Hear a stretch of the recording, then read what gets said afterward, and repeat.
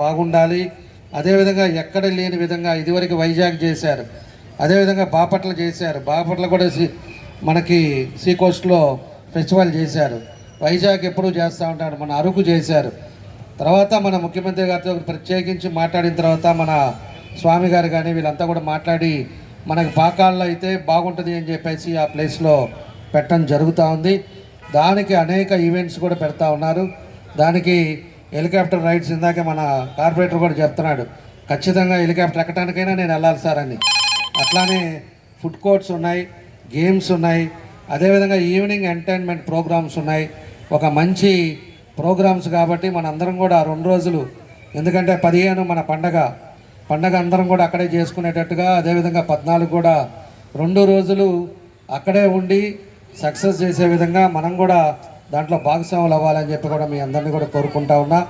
ఎందుకంటే మన అదృష్టం గుజరాత్ తర్వాత మన ఆంధ్రప్రదేశ్ సీ కోస్ట్ ఎక్కువ ఉండేది. 950 కిలోమీటర్లు పైన మనకి సీ కోస్ట్ మన ఏపీకి ఉంది. గుజరాత్ ఫస్ట్ ఉంటే మనం సెకండ్ ప్లేస్లో మన ఇండియాలో మనం ఉన్నాం. కాబట్టి సీ కోస్ట్లో ఉండే ఎంటర్టైన్మెంట్స్ కానీ సముద్రం తీరాన ఉండే ఇలాంటి మంచి ప్రోగ్రామ్స్ని కూడా మనందరం కూడా పార్టిసిపేట్ చేయాలని చెప్పి కూడా మీ అందరినీ కూడా కోరుకుంటా ఉన్నా. కాబట్టి 14, 15 ఏ ప్రోగ్రామ్స్ పెట్టుకోవద్దు, అందరూ కూడా అక్కడే ఉండేటట్టుగా మీ అందరం కూడా కలిసి అక్కడ మనం చేసుకోవాలని చెప్పి మీ అందరికి కూడా తెలియజేస్తూ, ప్రత్యేకించి కలెక్టర్ గారు కూడా దీనికి 3 కోట్ల పైన ఖర్చు పెడుతున్నారు.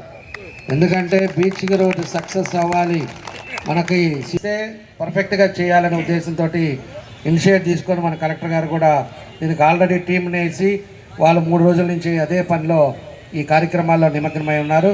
కాబట్టి మన అందరం కూడా వెళ్ళి సక్సెస్ చేయాలని మీ అందరూ కూడా కోరుకుంటూ వచ్చిన మీ అందరికీ మనస్ఫూర్తిగా నా అభినందనలు తెలియజేస్తూ సెలవు తీసుకున్నాను.